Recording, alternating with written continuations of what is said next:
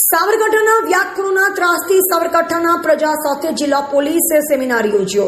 હિંમતનગરના જિલ્લા પોલીસ કચેરી પાસે તાલીમ કેન્દ્રના માર્ગદર્શન કેમ્પ યોજાયો। વ્યાકરણના ત્રાસથી પ્રજાને મુક્ત કરવા જિલ્લા પોલીસ દ્વારા માર્ગદર્શન કેમ્પ યોજાયો। જિલ્લા પોલીસ વડાના અધ્યક્ષસ્થાને માર્ગદર્શન કેમ્પ યોજાયો। તમામ બેંકના લોન વિભાગના અધિકારીઓની ઉપસ્થિતિમાં કેમ્પ યોજાયો। સ્થાનિક લોકોએ જિલ્લા પોલીસ વડાને કરી રજૂઆત। જિલ્લામાં વ્યાજખોરો ત્રાસ હોય તો પોલીસને સંપર્ક કરવા લોકોને જણાવ્યું। મોટી સંખ્યામાં મહિલા પુરુષો એસપી કચેરી રહ્યા હાજર।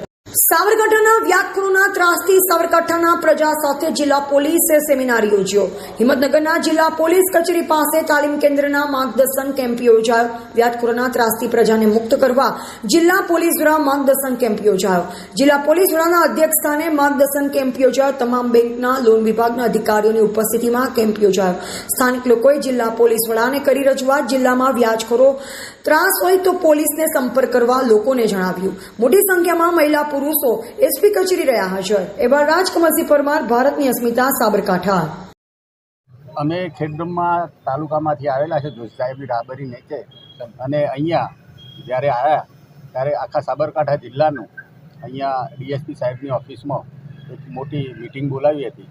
એમાં બહુ સારા પોઈન્ટ લીધેલા હતા। એમાં આ વ્યાજથી જે ધંધો કરવાવાળા માણસો છે અને વ્યાજથી જે લેવાવાળા માણસો છે એમની વચ્ચેની જે આ ઉસાતુસ હતી એમની બાબતમાં ગાઈડલાઈન કરવા બાબતની વાત હતી, અને બીજી પણ કોઈ પણ બાબતની કાયદાકીય કોઈ હોય કે જે બુટલેગરીની વાત હોય, આ તે એ બધી બાબતોમાં બહુ સારું ગાઈડલાઈન ડીએસપી સાહેબ પાસેથી મળ્યું। અને એમાં આવેલી પબ્લિકને એટલો બધો સંતોષ થયો કે જે પૂછતા સાહેબને એમ થયું કે પબ્લિકને એમ થયું કે પોલીસ અને પબ્લિક એક જ છે, એકબીજાથી અલગ અલગ નથી। પરંતુ અહીંયા આવે આવી મોટી મિટિંગમાં તો લોકોને ખબર પડે કયા મુદ્દા ઉપર ચર્ચા થાય? ખાસ તો આ મુદ્દા ઉપર વ્યાજખોર ઉપર એમના ઉપર ચર્ચા થઈ। એમને ગાઈડલાઈન કરી કે ભાઈ આ રીતના હોય તો અમને જાણ કરો, તમે એની તમને સત્વરે વ્યવસ્થા કરી આપશું।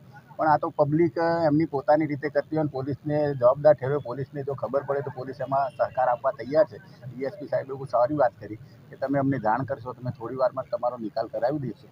પરંતુ જો જાણ ન કરો અને પછી આપણે પોલીસને ખોટી રીતે જો હેરાન કરીએ એ બધું ખોટું। અને ગોપાલભાઈ રાવલ, ખેડબ્રહ્મા સાહેબે, એસપી સાહેબે જે મીટિંગ આજે બોલાવી એના અંદર ખાસ તો વ્યાજખોરો માટે જ આ મીટિંગ બોલાવી જિલ્લા લેવલે।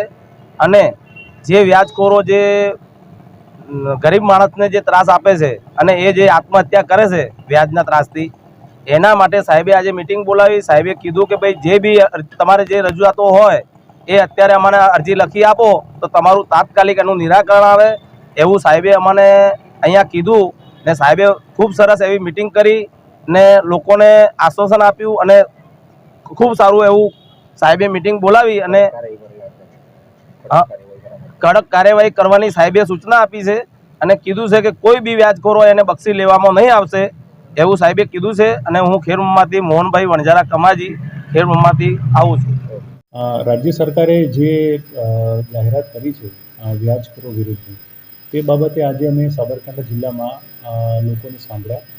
અને લોકો જે વ્યાજના ચુંગલમાં ફસાયેલા છે એવા લોકોએ ઘણા રજૂઆત કરી અમારી પાસે, અને અમે લોકોને સમજ પણ આપી કે જે કાયદેસરના વ્યાજ જે છે એની ટકાવારી કેટલી છે, વ્યાજ કોની પાસેથી લઈ શકાય, વ્યાજના પૈસા કોની પાસેથી લઈ શકાય, અને નાણાં ધીરધાર અંગેના કાયદાની બાબતની લોકોને સમજ આપવામાં આવી। આ સિવાય અમે બેંકના કર્મચારી પણ હાજર રહેતા હતા કે જે લોકો સ્મોલ ફાઇનાન્સ કરતા હોય છે, જે નાના ધંધાર્થીઓ હોય છે, ખાસ કરીને લારીવાળા, પાથરણાવાળા, કે જે મોટાભાગે ખૂબ જ ઊંચા વ્યાજે પૈસા લેતા હોય છે, એમની માટે અમે અહીંયા સેમિનારનું પણ આયોજન કરેલું હતું, જેમાં બેંકના અધિકારી તરફથી કયા ડોક્યુમેન્ટના આધારે કેટલી લોન મળી શકે છે એની પણ માહિતી આપવામાં આવી હતી। અને કેટલાક લોકો દ્વારા એ લોકોના પાસેથી ઊંચું વ્યાજ વસૂલ કરવામાં આવે છે એની પણ રજૂઆત કરવામાં આવી છે, જેની પણ અમે જેમની અરજી લઈ અને એની તપાસ પણ અમે હાથ ધરેલી છે। ઘણા લોકો, ત્રણેક લોકો તરફથી રજૂઆત કરવામાં આવી હતી। કેટલા લોકો એવા પણ હતા કે જેઓ જાહેરમાં બોલવા નહોતા માગતા, એમને પણ અમે કહ્યું છે કે તમે નજીકના પોલીસ સ્ટેશનમાં જઈ અને આપની જે કંઈ પણ રજૂઆત છે અમને લેખિત સ્વરૂપે આપો, અમે એની ઉપર ચોક્કસથી કામ કરશું।